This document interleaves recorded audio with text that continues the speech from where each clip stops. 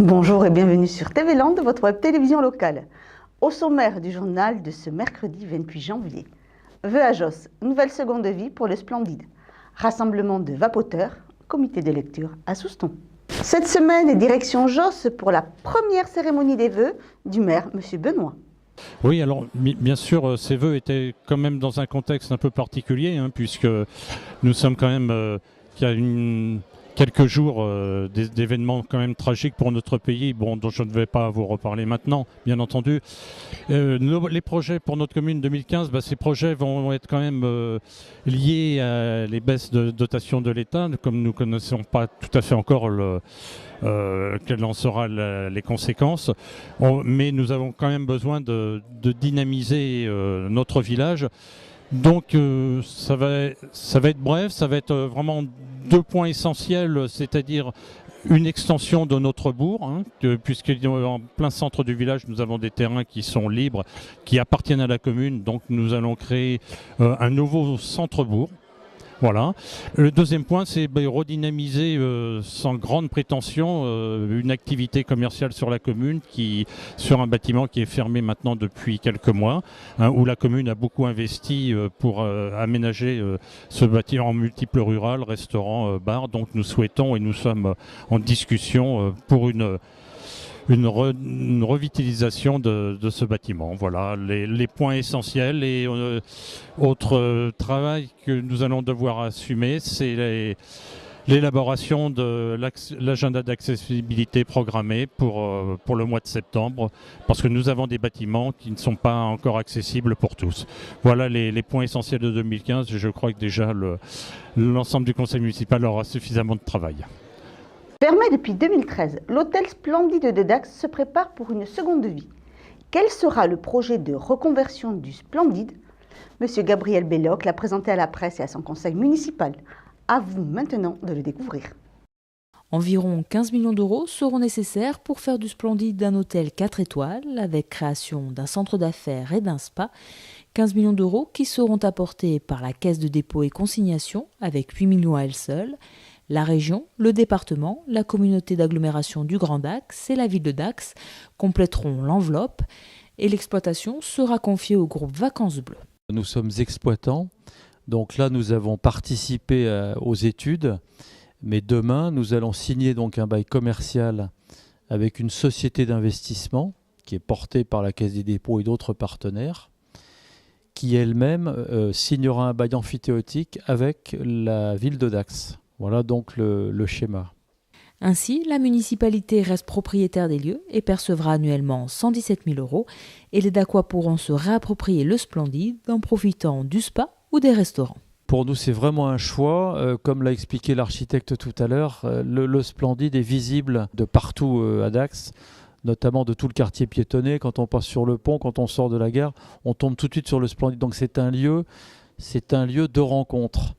À partir de là, il faut que les Dacois puissent effectivement s'y donner rendez-vous, puissent s'y retrouver quand ils le souhaitent et avec plaisir, avec l'envie d'y revenir. C'est à eux, c'est leur patrimoine. Rénovation des chambres, peinture des façades, réaménagement des accès et des jardins, sans oublier la création du centre d'affaires et du spa. Les travaux devraient durer 20 mois pour des raisons techniques afin de préserver le bâtiment. Le bâtiment, il faut savoir que les 5 façades, c'est-à-dire toutes les façades extérieures, y compris la toiture, sont classées à l'inventaire des monuments historiques. Donc toute intervention sur cette façade mérite d'abord l'accord des monuments historiques, donc on y travaille actuellement. Mais effectivement, on sait aussi, dans les fonds d'archives qu'on a trouvés, que ces bâtiments, il est construit sur plusieurs fondations, une du Moyen-Âge, une du XVIIIe, une d'un hôtel qui a brûlé au XIXe, et on a reconstruit à nouveau en 29. Donc c'est une technique mixte, on a à la fois des pierres, du béton, un petit peu de tout, ce qui fait que dès qu'on va vouloir y toucher, il faudra faire très attention, ne serait-ce qu'un coup de marteau-piqueur, ça vibre dans les fondations. Donc dès qu'on ira toucher l'intérieur, il faudra être précautionneux. On ne peut pas y aller comme ça de but en blanc. C'est un vieux monsieur, il est sympathique, et voilà, il a de la classe, il est respectable, donc on va le respecter. Une nouvelle page se tourne donc dans l'histoire du Splendide, qui représente un enjeu majeur du développement économique et touristique pour la ville de Dax. Nous avons engagé, vous le savez, depuis plusieurs années, un projet dit Cœur de Ville, qui est un projet ambitieux. Nous avions annoncé qu'il se déroulerait sur une dizaine d'années. Il est évident qu'une grande partie a déjà été amorcée sur des travaux d'aménagement urbain. Et puis, tous ces travaux sont aujourd'hui complétés par cet équipement du Splendide qui va être complètement restructuré, réhabilité, qui va drainer, vous l'avez compris, une clientèle sur le tourisme de santé et le tourisme d'affaires. Et demain, nous aurons, porté par un opérateur privé, le projet de golf.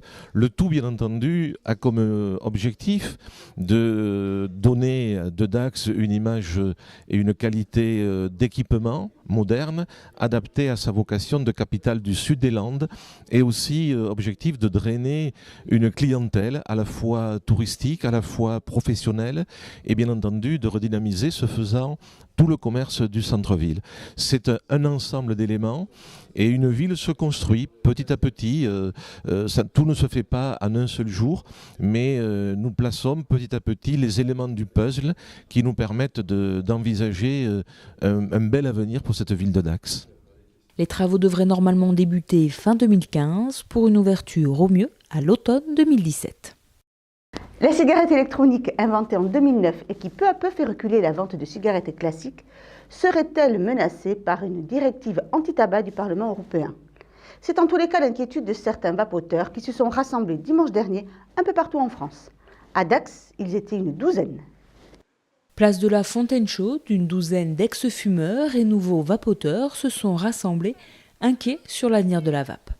Ça va être un problème pour les fabricants, parce qu'ils vont être obligés évidemment de se mettre aux normes, entre guillemets. Donc eux, ils vont être freinés dans leur évolution, puisqu'aujourd'hui on a des produits qui sortent, je ne vais pas dire toutes les semaines, mais quasi. Toutes les semaines on a des nouveautés, du matériel qui évolue, que ce soit dans le voltage, dans les contenances, etc. Voilà. Donc eux, ils vont être freinés par rapport à ça. Et puis ceux qui vont être, on va dire, défavorisés, c'est les utilisateurs.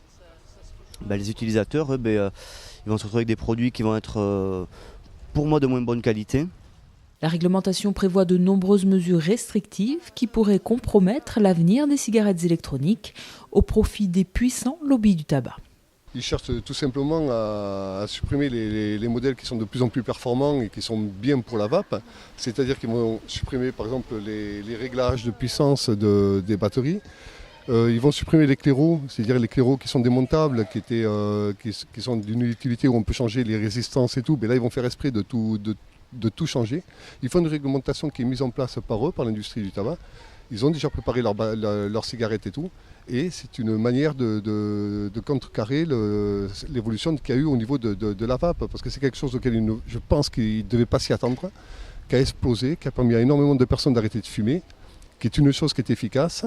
Ils n'y ont pas cru et effectivement ça marche. Et là ils cherchent à casser ce commerce et à se l'approprier eux-mêmes. Si certaines études se contredisent sur la nocivité de la cigarette électronique, de plus en plus d'experts et de tabacologues la préconisent comme alternative moins nocive au tabac ou comme substitut pour arrêter de fumer.